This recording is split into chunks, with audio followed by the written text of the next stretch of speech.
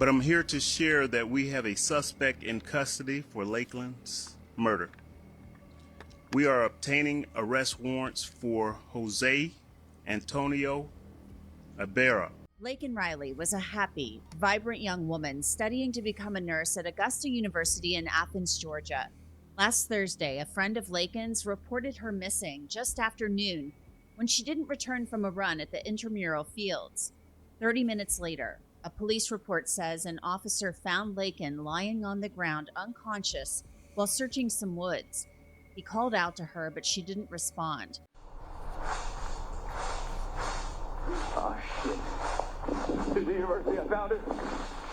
Ma'am. Oh. I need EMS immediately to the location where the phone pings. Sarah faces a number of charges, including malice murder, felony murder, kidnapping, false imprisonment, and aggravated battery. Immigration and Customs Enforcement confirms Jose Antonio Ibarra was arrested in September of 2022 after entering the country illegally. He was paroled and released. Then the NYPD arrested Ibarra in August of 2023 for acting in a way that could injure a child younger than 17, but he was released before an immigration hold could be placed on him. Then he was arrested on Friday for Laken Riley's murder in Georgia.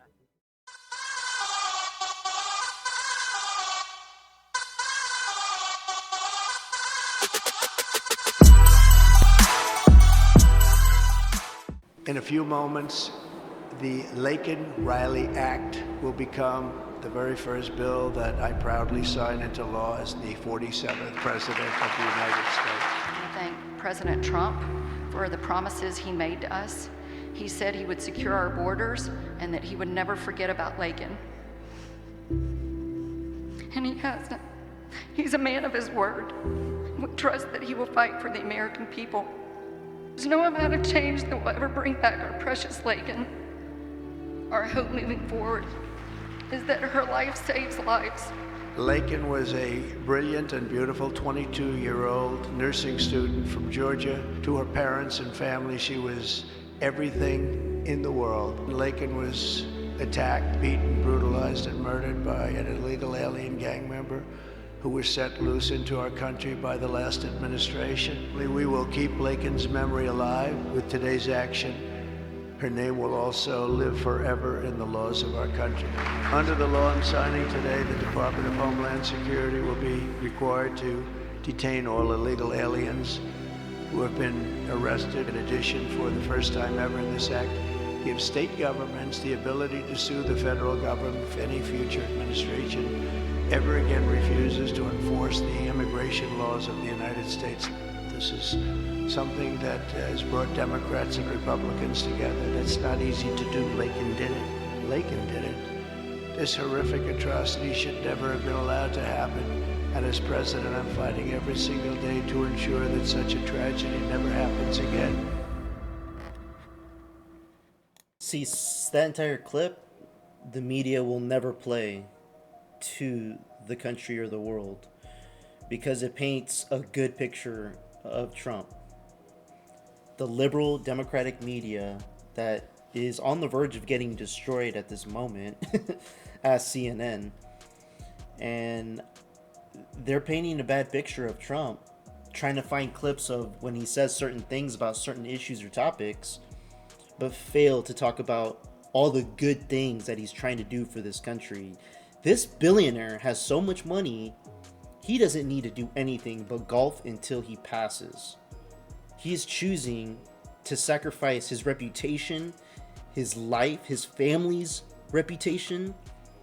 I mean, the man almost got assassinated twice. He is wanting to bring back this country to be a safer, cleaner country that can thrive. Everybody thriving. All of our money going up, prices going down. Able to live comfortably, having one job, being able to support your spouse and your kids, rather than having both parents working 2-3 jobs and having side gigs on TikTok. It's gotten to the point where it's gotten out of hand. And there's necessary things that need to happen, that hard decisions that need to happen in this country that a lot of people will not like and they'll disagree. But in the end, you have to see the big picture. In the end, when we're at that moment, we're able to finally help the rest of the world and do what we establish here and share it with the world and help teach them how to do it how we do.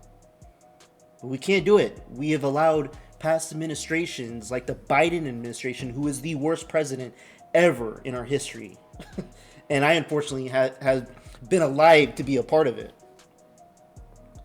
He has allowed everybody around the world to come here, criminals around the world to come here, to attack this country, to hate this country, to allow people from other countries, even students in colleges, protesting that they hate America. America should die. Nobody sees those in the media because the liberal media doesn't want you to see that, because they know it would reflect back on Biden. Instead, the entire time, Trump, Trump, Trump. It's funny that they say so many people have the Trump derangement syndrome. It's a real thing. People hate the man and not knowing who he actually is. I haven't met the man, but I've seen the man so many times in so many interviews. He's abrasive. He's blunt. He tells you directly how he feels. I'd rather have that as a president and a leader than somebody that's gonna lie to your face and say something fake and then turn around and do the complete opposite. He'll tell you all the good things, but give you the opposite. I'm talking about Biden. Let's see. There's some more videos that I'd like to share with you guys to show you that Trump's not Hitler. And the joke on these things, they need to end. Let's get past that. Let's move it to the past and move forward on how we're going to make this whole country better for all of us.